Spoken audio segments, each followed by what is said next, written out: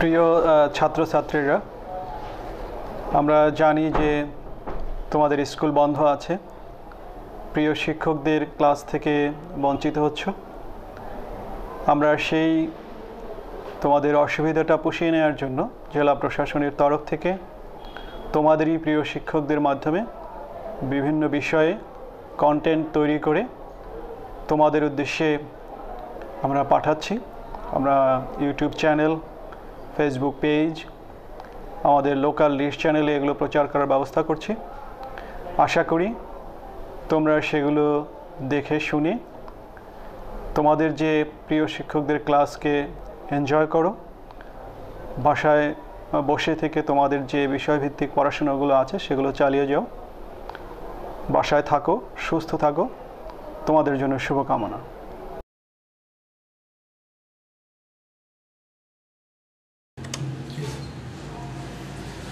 প্রিয় শিক্ষার্থী, আমরা উচ্চ মাধ্যমিক পদার্থবিদ্যা বিষয়ে সরল সন্ধিত স্পন্দন সম্পর্কিত বিষয়ে আমরা তৃতীয় পাঠদান আজকে আরম্ভ করতে যাচ্ছি।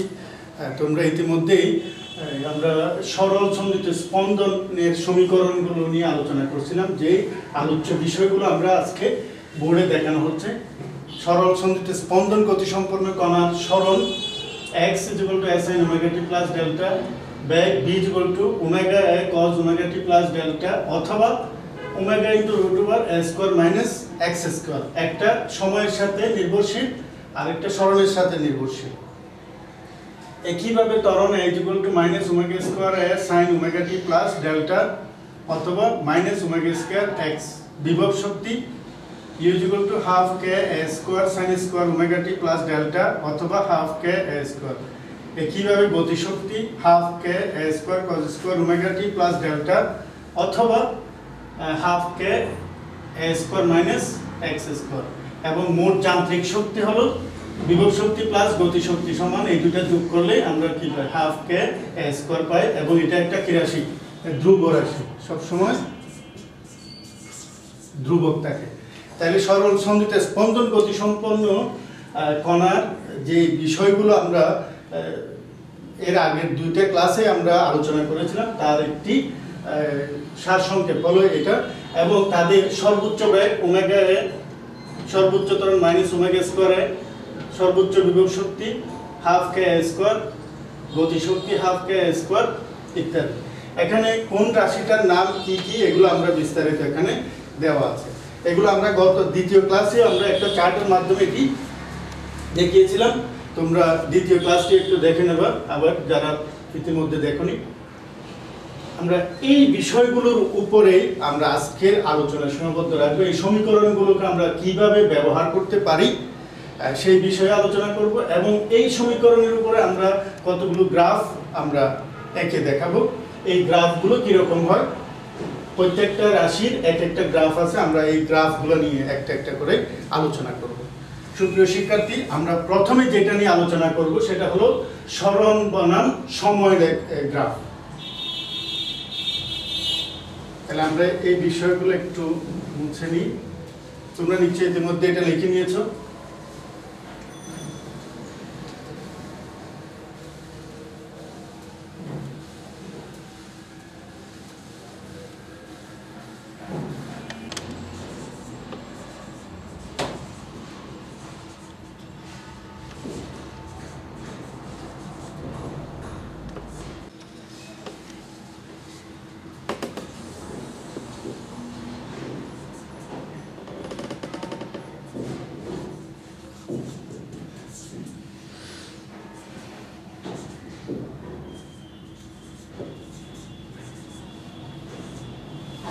আমরা x অক্ষের দিকে সময় এবং y অক্ষের দিকে সরণ x নিলাম এবং ধরে নিলাম আদি দশা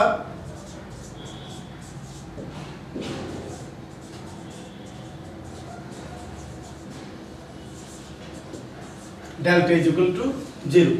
তাহলে এই দশাটা যদি 0 হয়, এখন সময়ও যদি 0 হয়, তাহলে sin 0 0। তাহলে এটা 0 থেকে শুরু হবে।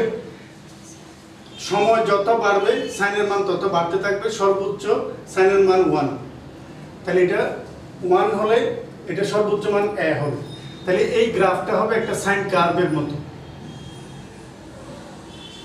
এইরকম একটা গ্রাফ আমরা পাবো। এটাই হলো টাইম ভার্সেস ডিসপ্লেসমেন্ট গ্রাফ বা সরল বনাম সময় লেখচিত্র, এবং এটি সর্বোচ্চ বিস্তার হবে এর সমান, অথবা এদিকে আসলেও এ হবে। তাহলে এটা 0, এটা সময়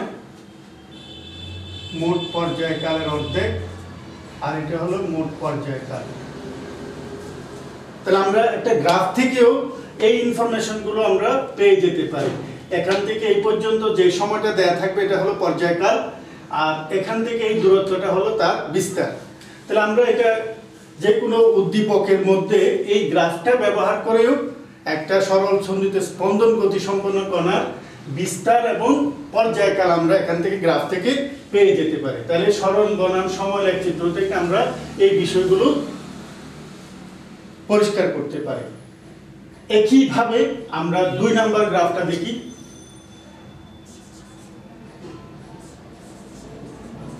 বেগ ভার্সেস সময়।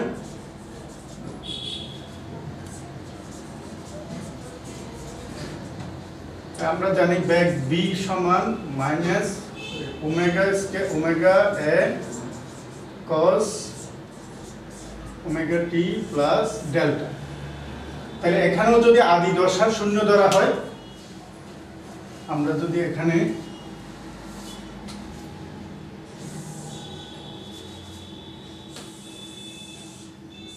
x অক্ষের দিকে সময়টি, y অক্ষের দিকে বেগ v, এটা 0। আচ্ছা, আদি দশা শূন্য, সময় শূন্য হলে cos 0 1, তার মানে বেগ সর্বোচ্চ হবে, সর্বোচ্চ বেগ হলো ওমেগা a। আচ্ছা, তাহলে এটা এখান থেকে যাত্রা শুরু করবে,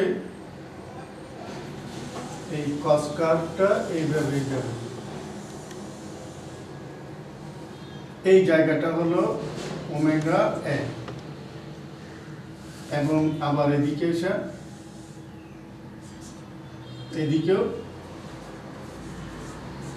ওমেগা a, এটাও ওমেগা a হবে। তাহলে এটা এখানে সময় হলো, এই জায়গায় সময় হলো t/4, এটা t/2, এখানে 3t/4, আর এটা হবে t, একটা পর্যায়কাল, কারণ এটা এখান থেকে শুরু আবার এখানে গিয়ে একটা পর্যায় সম্পন্ন হবে। তাহলে এটা হবে t/4, t/2, 3t/4 এবং t। এই 4টা সময় আমরা এই গ্রাফ থেকে পাবো, এবং তার সর্বোচ্চ বেগের মান পাওয়া যাবে কত, ওমেগা a। এটা বিস্তার। তাহলে এটা বেগ বনাম সময় লেখছে। তাহলে আমরা বেগ এবং সরণের জন্য পেয়ে গেলাম। এখন আমরা আরেকটা আছে ত্বরণ এবং বিভব শক্তি। তার আগে আমরা এই বিষয়গুলোকে যদি আমরা একটু বিশ্লেষণ করি, মনে করো আমি এখান থেকে একটা সমস্যা আমরা চিহ্নিত করি এই গ্রাফগুলো থেকে।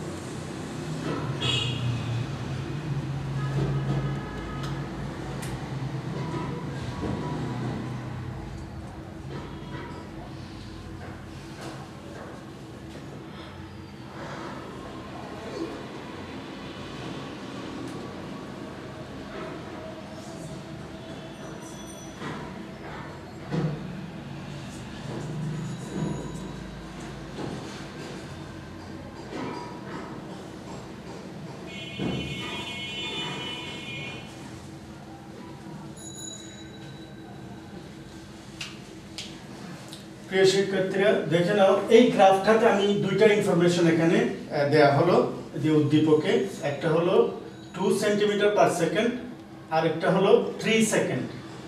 এখন এই ইনফরমেশনগুলো দিয়ে যদি বলা হয় যে এই কণাটির পর্যায়কাল কত,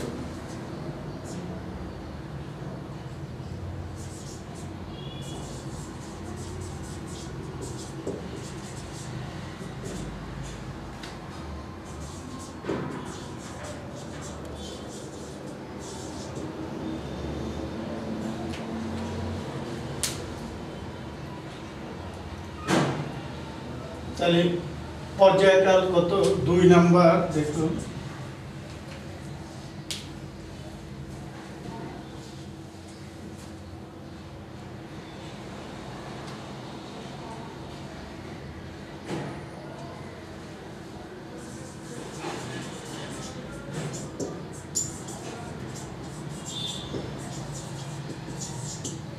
বিস্তার কত? আমরা এই দুইটা ইনফরমেশন এই গ্রাফ থেকে আমরা নিতে চাই। তাহলে কিভাবে নেওয়া যায়? তাহলে তোমরা নিশ্চয় জানো, এই গ্রাফের সাথে তুলনা করো, এখানে আছে 3 সেকেন্ড, এখানে আছে 3t/4। তাহলে এখান থেকে আমরা কি পাচ্ছি? এই দুইটা যদি তুলনা করি, আমরা এই চিত্রের সাথে এই চিত্রটা তুলনা করি, এখানে 3 সেকেন্ড, এখানে 3t/4। তাহলে আমরা কি পাচ্ছি? চিত্র হতে 3t/4 = 3, তাহলে বা t = 4 সেকেন্ড। তাহলে আমরা এই কণাটার পর্যায়কাল পাচ্ছি 4 সেকেন্ড। আমরা সহজেই একটা গ্রাফ থেকে এই কণাটির পর্যায়কাল নির্ণয় করতে পারি। একইভাবে যদি আমরা বলি যে কণাটির বিস্তার কত, তাহলে বিস্তারের জন্য দেখা যাচ্ছে এই জায়গাতে আমাদের লেখা আছে 2 সেন্টিমিটার পার সেকেন্ড, আর এখানে আছে ওমেগা এ। তাহলে এই দুটো তুলনা করতে পারি। তাহলে সর্বোচ্চ বেগ ওমেগা এ সমান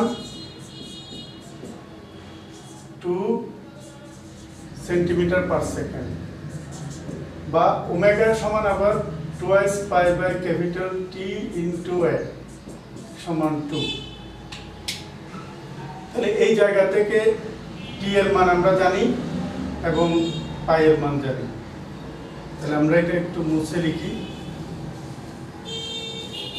বা দিয়ে লিখতে পারি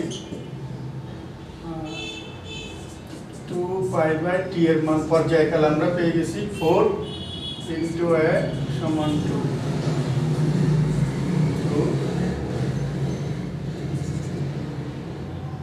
তাহলে a সমান 4/pi, a সমান 4/pi। তাহলে সুতরাং a সমান 4 divided by 3.14, হিসাব করলে যা আসে তত সেন্টিমিটার হবে, এত সেন্টিমিটার। তাহলে আমরা গ্রাফ থেকে যে কোনো কণার বেগ, সরণ, বিস্তার, পর্যায়কাল ইত্যাদি নির্ণয় করতে পারি। প্রিয় শিক্ষার্থী, এখন আমরা আরেকটি গ্রাফ আঁকবো, শক্তি বনাম সময় লেখচিত্র। এটি বিভব শক্তি এবং গতি শক্তি দুটাই। আমরা জানি বিভব শক্তি U = half k square sine square omega t plus delta, গতিশক্তি k is equal to half k square cos square omega t plus delta. এখন আমরা যদি গ্রাফটা আঁকি একটু দেখে নিই। এখানে x অক্ষ বরাবর সময়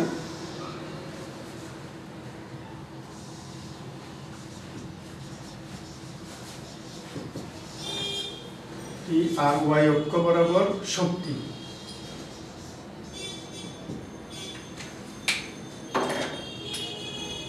x অক্ষ বরাবর সময়, y অক্ষ বরাবর শক্তি। এদিকে বিভব শক্তি হতে পারে, গতি শক্তি হতে পারে। আমরা প্রথমেই বিভব শক্তি নিয়ে আলোচনা করি।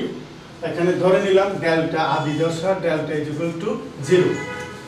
তাহলে ডেল্টার মান 0, সময়ের মান যদি 0 হয় তাহলে sin 0 0, তাহলে যেহেতু স্কয়ার তাহলে এটা পুরোটা কি হয়ে যাবে 0।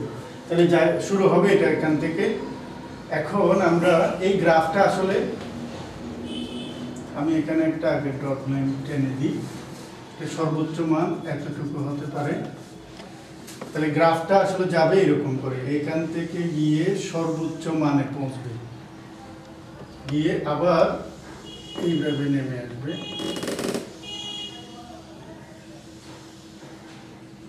আবার এখানে যাবে। তাহলে গ্রাফটা কেমনে আসলে আমরা একটু আবার দেখি। যখন সময় 0 তখন বিভব শক্তি 0। আবার সময় যখন সাইনের সর্বোচ্চ মান হয় কত 1, তাহলে সাইনের মান যখন 1 হয় তখন সর্বোচ্চ বিভব শক্তি হয়ে যাবে হাফ কে এ স্কয়ার। এই মানটা হবে হাফ কে এ স্কয়ার, এখানে এসে সর্বোচ্চ মানে পৌঁছবে।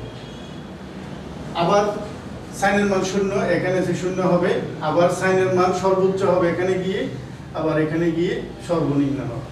তাহলে এই জায়গাতে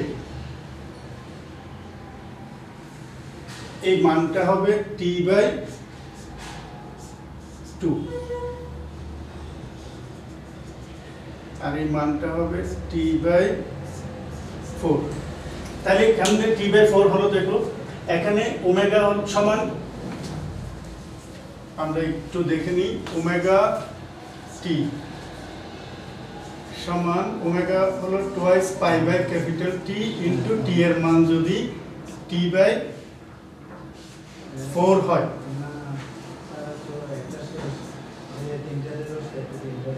হ্যাঁ, টু পাই বাই 2, তাহলে কোণের মান পাই বাই 2, sin 91, তাহলে 1 হলে এই মানটা সাইনের মান সর্বোচ্চ হয়। আবার t/2 হলে এটা কাটা যায়, পাই sin পাই এর মান হলো 0, তাহলে এটা 0 হয়ে গেল। আবার একই ভাবে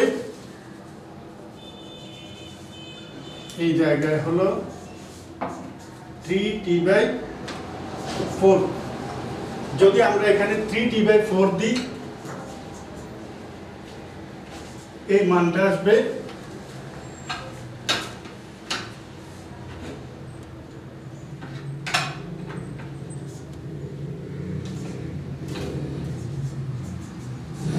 3π/2, তাহলে 3π/2 এর মান -1 হয়, সুতরাং মাইনাসের উপর স্কয়ার হয়ে গেলে এটা আবার +1 হয়ে যাবে, সুতরাং কে হাফ কে a স্কয়ার হয়ে যাবে। তাহলে একইভাবে এটা হবে t, একইভাবে আবার যখন এখানে t এর মান হবে এটা টুয়াইস পাই এর মান 0 হবে, সুতরাং এই গ্রাফটা হবে বিভব শক্তির গ্রাফ। তাহলে আমরা এই গ্রাফটার নাম দিলাম, এই গ্রাফটা হবে বিভব শক্তি।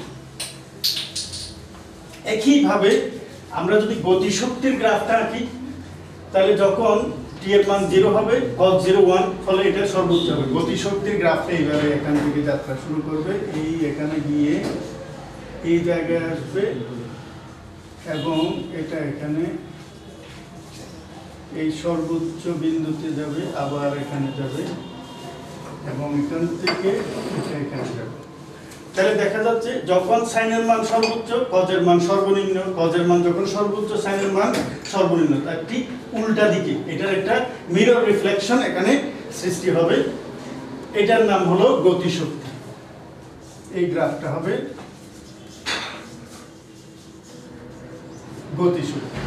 কিন্তু বিভব শক্তি আর গতিশক্তির যোগফল সর্বদা সমান এবং সেটা হলো যান্ত্রিক শক্তি হাফ কে স্কয়ার। তাহলে এটি হলো শক্তি বনাম সময় লেখচিত্র। এটা অত্যন্ত গুরুত্বপূর্ণ একটা লেখচিত্র। এবং এখানে আরেকটা জিনিস দেখা যায়, এই যে বিন্দুগুলো, এই গ্রাফ দুটো একটা বিন্দুতে সেট করে, যেখানে বিভব শক্তি এবং গতিশক্তি সমান। এই বিন্দুতে সমান, এই বিন্দুতে সমান, এখানে যে বিন্দুগুলো ইন্টারসেক্ট করলো এই সবগুলো বিন্দুতে বিভব শক্তি আর গতিশক্তি সমান হবে। তাহলে এই সময়টা কতক্ষণ? তাহলে এটা যদি 0 এবং এটা T/4 হয়, তাহলে এদের মাঝখানেই হবে এই বিভব শক্তি আর গতিশক্তির মান সমান। তাহলে এটা হবে T/8। তাহলে এই সময়টা কত হবে? 3T/8 এবং এটা হবে 5T/8, এটা হবে 7T/8। এই বিষয়গুলো আমাদেরকে খেয়াল রাখতে হবে, কারণ এই গ্রাফ থেকে আমরা বিভিন্ন সমস্যাগুলো সমাধান করতে পারি।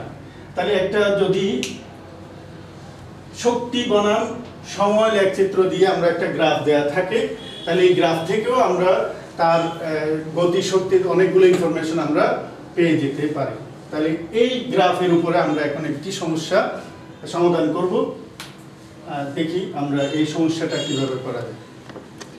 এখন আমরা তোমাদের শক্তি বনাম সময় লেখচিত্র থেকে কিভাবে সমস্যার সমাধান করা যায় তার একটি সমস্যা আমরা এখানে উপস্থাপন করলাম।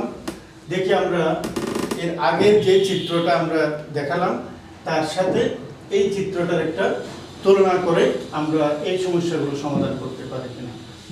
দেখা যাচ্ছে এখানে দেওয়া আছে 0.25 জুল, এটি শক্তি। এটা এদিকে বিভব শক্তিও হতে পারে, গতি শক্তিও হতে পারে। আর এই জায়গায় আছে 1 সেকেন্ড। এখন এই ইনফরমেশনগুলো থেকে আমার কণাটির কম্পাঙ্ক কত আমরা নির্ণয় করব। প্রিয় শিক্ষার্থীরা, তাহলে এই সমস্যাটা আমরা কিভাবে সমাধান করতে পারি দেখো। তোমাদের সামনে যে আগের যে চিত্রটা আছে, আমরা আগের চিত্রটা আমি একটু আবার এখানে এঁকে দেখাই।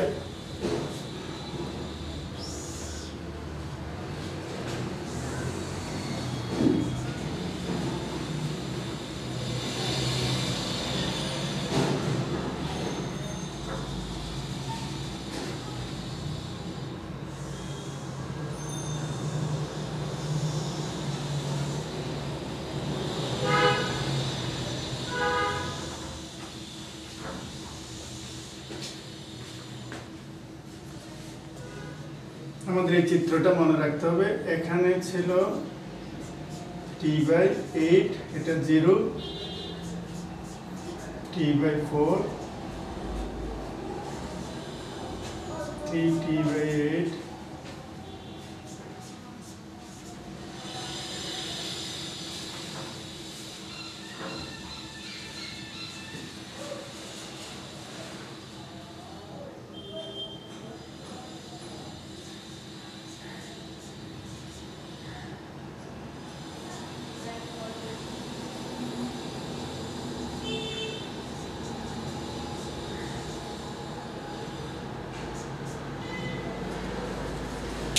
এই সময়গুলো আমরা মনে রাখতে পারি কিভাবে?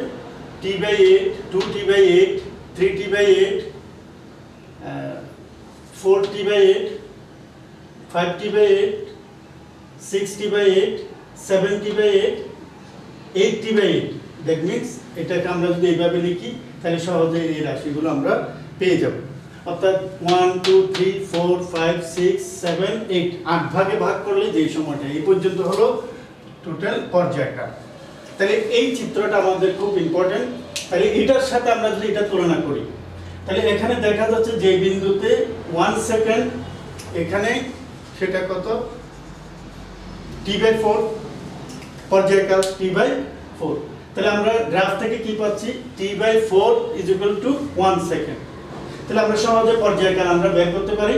পর্যায়কাল থেকে আমরা কম্পাঙ্ক বের করতে পারি। তাহলে কিভাবে করা যায় আমরা একটু দেখে নিই। উপরে দেখি আমার যেহেতু এখানে, তাহলে চিত্র হতে আমরা পাচ্ছি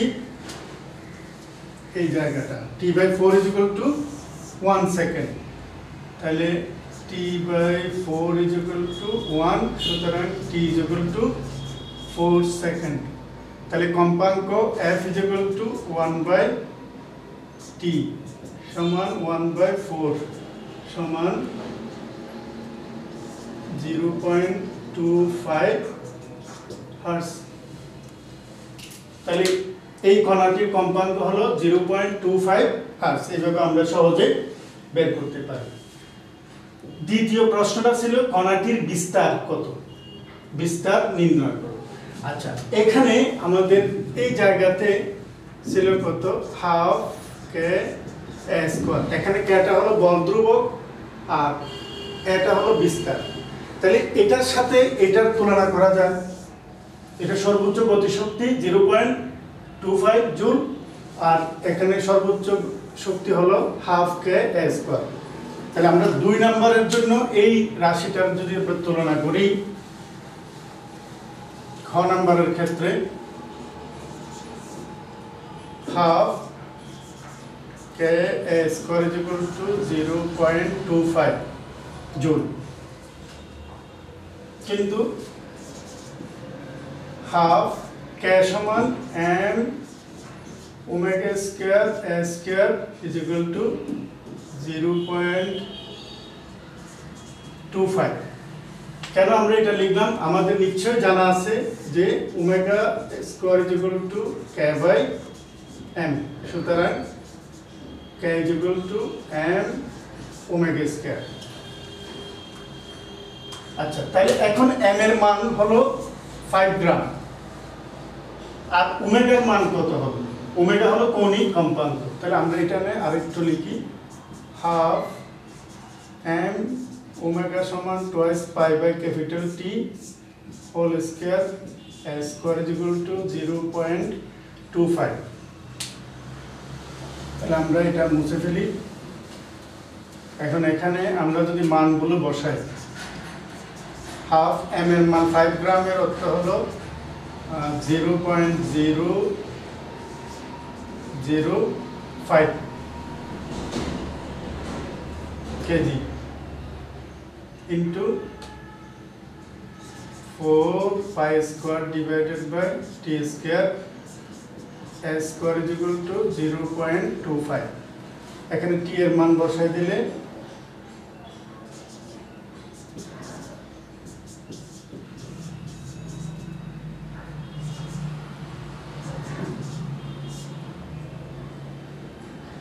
আমরা t এর মান পাইছিলাম 4 সেকেন্ড।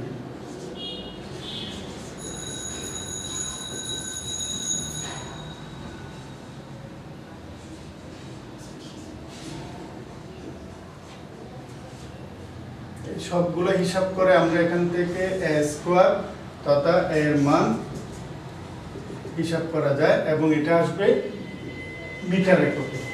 এখানে মিটার এককে এটা a স্কয়ার। এখান থেকে আমরা সব রাশির মান পাই এর মান হিসাব করে এখান থেকে এর মান আমরা ক্যালকুলেটর হিসাব করে বের করে নিতে পারি। এইভাবেই আমরা এই শক্তি বনাম সময় লেখচিত্র হতে কণার বিস্তার, তার কম্পাঙ্ক, তারপরে পর্যায়কাল ইত্যাদি বের করে নিতে পারি।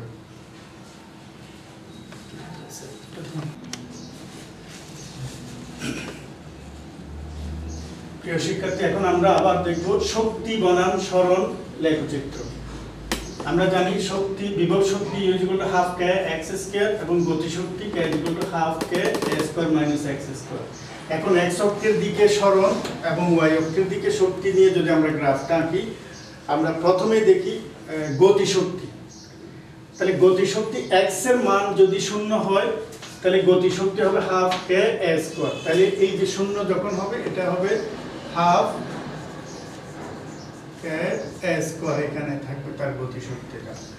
x এর মান যত বাড়বে গতি শক্তি তত কমতে থাকবে। এইভাবে কমতে কমতে x এর মান যখন a হয়ে যাবে, এখানে এটা x সমান a, বিস্তার a হবে তখন 0 হয়ে যাবে।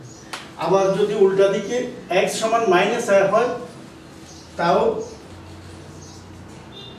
0 হবে। তাহলে এরকম একটা প্যারাবোলিক গ্রাফ আমরা পাবো। এটা হলো গতি শক্তি। এই গ্রাফটার নাম হলো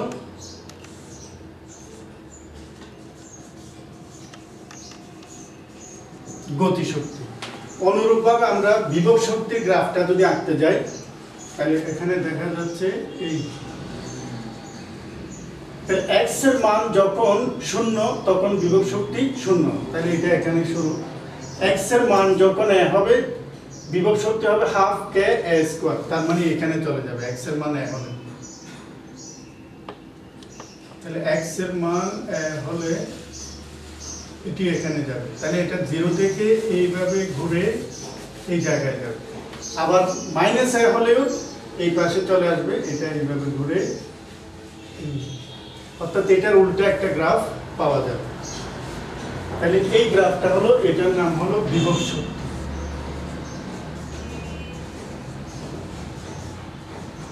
তাহলে আমরা দুইটা গ্রাফ পাচ্ছি, একটা গতি শক্তির গ্রাফ আর একটা বিভব শক্তির গ্রাফ। এই দুটো ঠিক উল্টা, একটা সর্বোচ্চ হলে আরেকটা সর্বনিম্ন হবে, আরেকটা সর্বোচ্চ হলে আরেকটা সর্বনিম্ন, এইভাবে আমরা গ্রাফ পাচ্ছি। এই গ্রাফের মধ্যে আমরা দেখতে পাচ্ছি এই জায়গায় একটা বিন্দু, এই জায়গায় একটা বিন্দু আছে। এখন এখানে x এর মান কত হবে, এখানে x এর মান কত হবে? এই জায়গায় x এর মান হলো a/√2, এটাও a/√2 মাইনাস। এটা কিভাবে সম্ভব হলো? কারণ এই জায়গায় বিভব শক্তি এবং গতি শক্তি সমান। তাহলে আমরা বিভব শক্তি হলো হাফ কে x স্কয়ার আর গতি শক্তি হলো half K a square minus x square. এই দুটো যদি সমান হয় তাহলে u সমান k বা half K x square is equal to half k a square minus x square.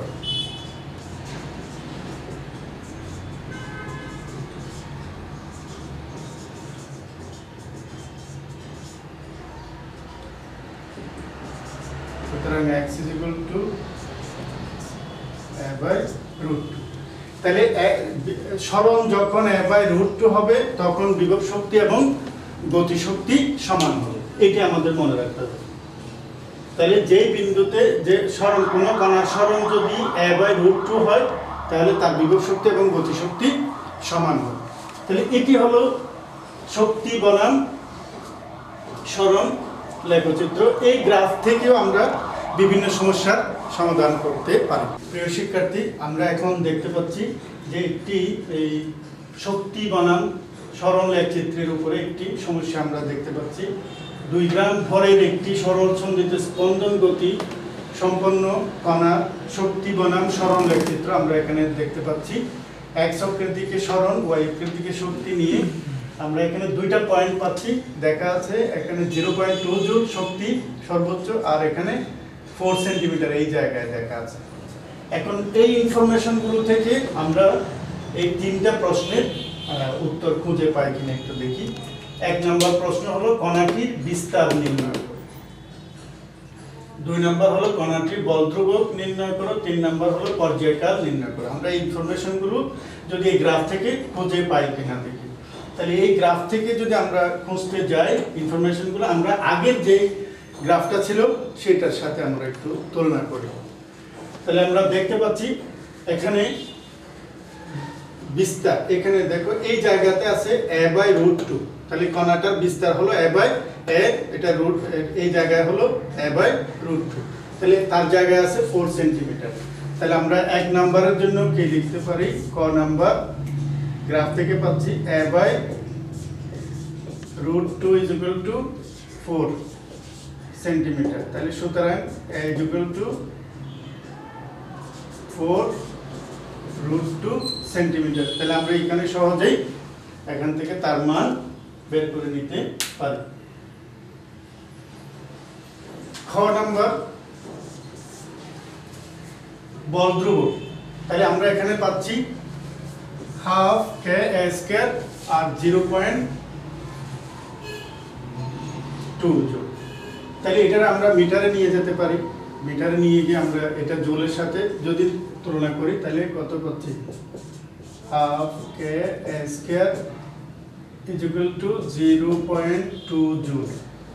তাহলে এখানে এর মানটা এখানে যদি আমরা এটার মিটারে নিয়ে যাই তাহলে 4√2 ডিভাইডেড বাই 100 মিটার। তাহলে এখান থেকে আমরা এর মান হিসাব করে বের করে নিতে পারি। এটা হয়ে যাবে